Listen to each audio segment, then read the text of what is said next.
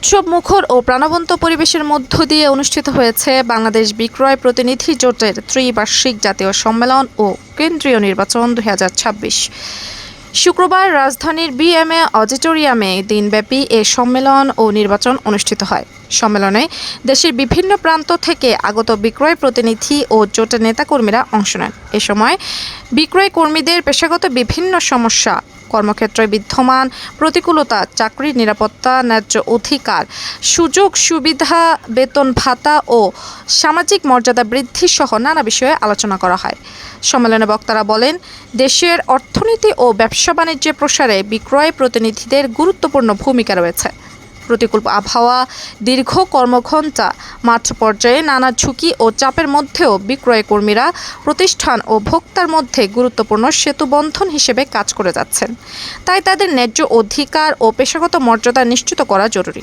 এ সময় বিক্রয় প্রতিনিধিদের বিভিন্ন সমস্যার সমাধানে সরকারের সংশ্লিষ্ট মহলে দৃষ্টি আকর্ষণ করা হয়। পাশাপাশি একটি সুসংগঠিত, কল্যাণমুখী ও শক্তিশালী প্রতিনিধি জোট গড়ে তুলতে বিক্রয় প্রতিনিধিদের অধিকার আদায়ে ঐক্যবদ্ধভাবে করার প্রত্যয় ব্যক্ত করেন নেতাকর্মীরা। সম্মেলনে অন্যতম আকর্ষণ ছিল কেন্দ্রীয় কমিটির নির্বাচন। সভাপতি পদে অনেকেই প্রতিদ্বন্দ্বিতা করেন। এর মধ্যে মোহাম্মদ আফজাল হোসেন ফরাজির ভূমিকা ছিল অন্যতম। অল্প দিনেই তিনি সংগঠনের সবাইকে আপন করে নেন। সভাপতি নির্বাচিত হয়েছেন ইমরান নাজির। এ সভাপতি প্রার্থী মোহাম্মদ আফজাল হোসেন ফরাজি দ্বিতীয় স্থান অধিকার করেছেন এবং সাধারণ সম্পাদক হয়েছেন আনোয়ার হোসেন।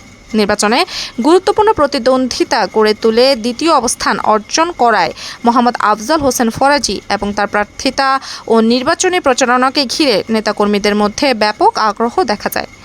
নবনির্বাচিত নেতৃবৃন্দ বিক্রয় প্রতিনিধিদের অধিকার, পেশাগত নিরাপত্তা ও কল্যাণ নিশ্চিত করার পাশাপাশি সংগঠনকে আরও শক্তিশালী ও গতিশীল করার প্রত্যয় ব্যক্ত করেন।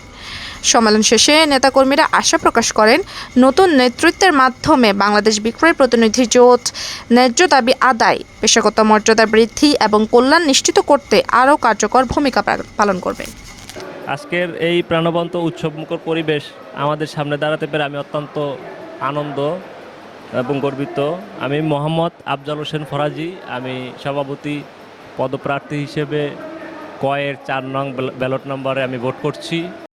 আমি মোহাম্মদ ইব্রাহিম, ঢাকা দক্ষিণ সিটি আহ্বায়ক, বাংলাদেশ বিক্রয় প্রতিনিধি জোটের। আজকের সভাপতি প্রার্থী হিসেবে আমার বন্ধু আফজাল হোসেন ফরাজি প্রতিদ্বন্দ্বিতা করছে।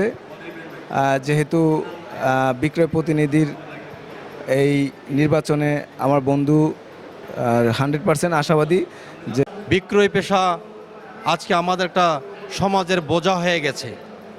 সুবিধা থেকে আমরা সকল বিষয় থেকে আমরা একের পর এক বঞ্চিত হয়ে যাচ্ছি।